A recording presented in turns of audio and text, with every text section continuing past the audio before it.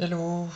Alors comme je suis parti à configurer un contrôleur brushless, je me suis dit que c'était l'occasion d'en faire une vidéo.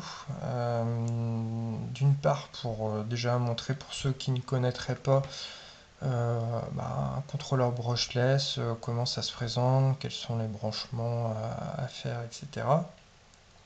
Et d'autre part, pour expliquer un petit peu quels sont les différents paramètres qu'on peut rencontrer et surtout comment ça se configure.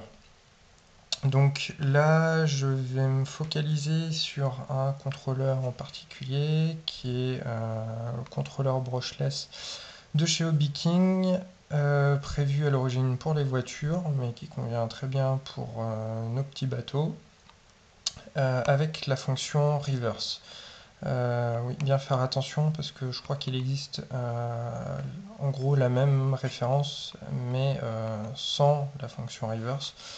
En règle générale, nous pour nos bateaux, donc quand je dis bateau, chalutier, remorqueur, vedette plus ou moins rapide, enfin une assez large gamme, mais enfin on va dire pas les offshore, mais un peu tout le reste en fait.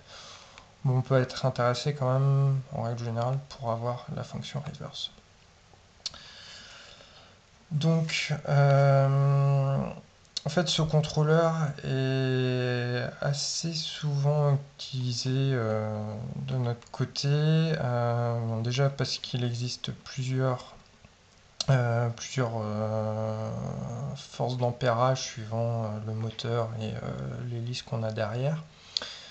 Mais ce qui est aussi assez important et plutôt pertinent de notre côté, c'est les types d'accus qui sont acceptés. Donc en fait, ça accepte aussi bien les accus au lithium que ceux au nickel, 15 éléments au nickel. Ça veut dire que ça va aussi très bien fonctionner pour nos accus au plomb, que ce soit en 12 volts ou en 6 volts, il n'y a pas de souci.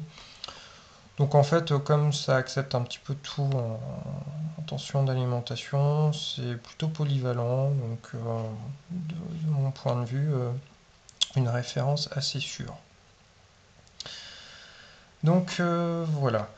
Alors du coup, en fait, je vais faire pas une mais quatre vidéos. La première vidéo, celle-ci, c'est la vidéo de présentation, montrer les branchements et comment s'effectue le réglage de la course des gaz. La deuxième vidéo portera sur les différents paramètres qu'il existe, bon, sachant que voilà, je me focalise sur ce modèle-là, suivant les modèles, et il y a des paramètres qui seront là ou qui ne seront pas là. Mais bon, en règle générale, hein, c'est toujours à peu près les mêmes. La troisième vidéo sera sur comment programmer ce modèle via la carte de programmation. Donc, que voilà. Et la dernière vidéo sera comment configurer le modèle mais sans la carte, donc avec les bip bip. Donc, contrôleur brushless. Alors, sur ce modèle, donc, il y a la platine qui est en dessous, montée sur un radiateur, lui-même il y a un ventilateur par-dessus pour refroidir l'ensemble, un interrupteur on-off, la prise pour aller vers le récepteur. Ça c'est l'alimentation pour le ventilateur. Bon, il y a trois petites pinoches supplémentaires, plus 5 volts. Et puis si on veut aussi voir marche avant, marche arrière, en fait il y a deux LED en dessous qui le font, mais bon, comme elles sont en dessous, bon, il est prévu aussi, enfin LED ou autre chose si on, par exemple sur une, je sais pas,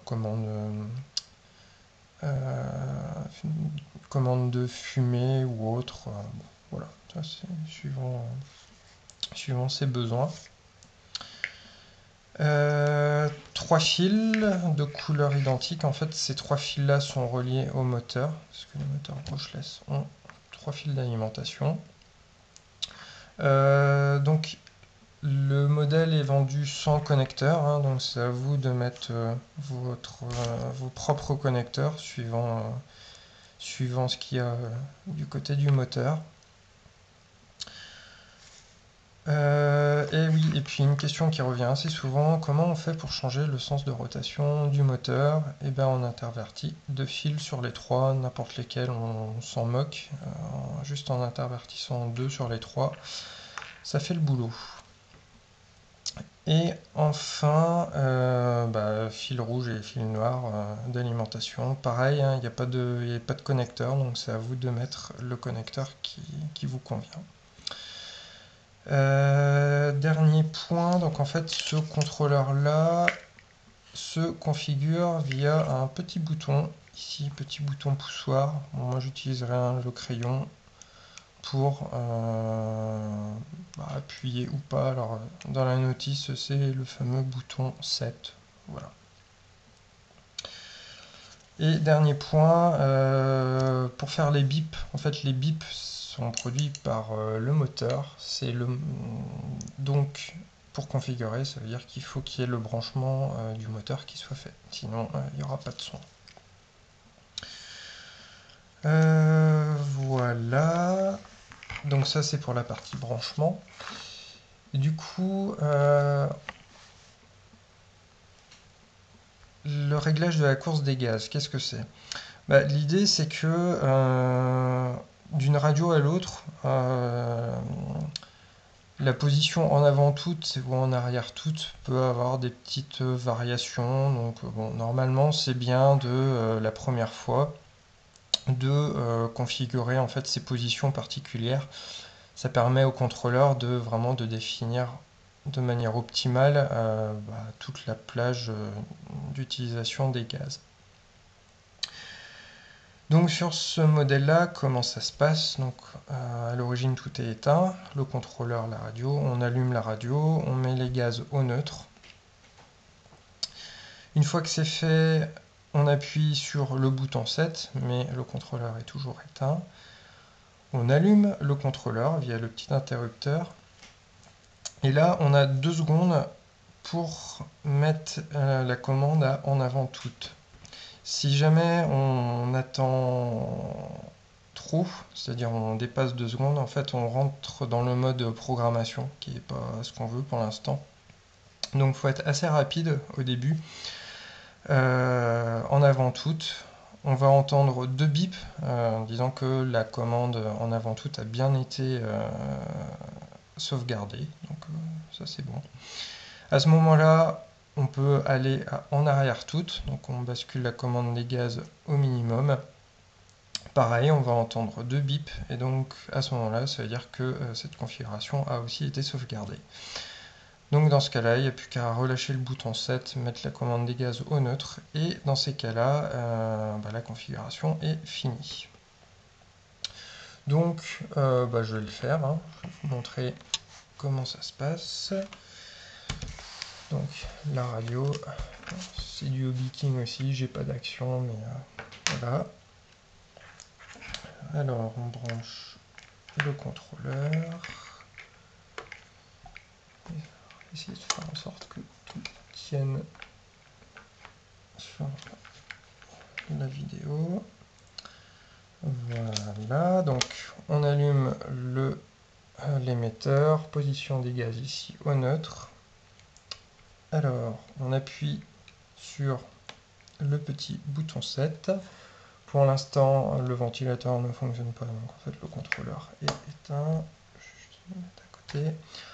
J'allume le contrôleur, ça démarre rapidement, position des gaz en avant toute, 2 bips c'est sauvegardé, en arrière toute, 2 bips c'est sauvegardé, au neutre on relâche le bouton. Là c'était les bips d'initialisation, voilà c'est réglé, et donc maintenant ça Enfin, ça fonctionne quoi. Mais au moins, le réglage de la position maximum et minimum ont été sauvegardés. Voilà, c'est tout pour cette première vidéo. Et donc la suite, c'est quels sont les différents paramètres que l'on rencontre sur ce contrôleur.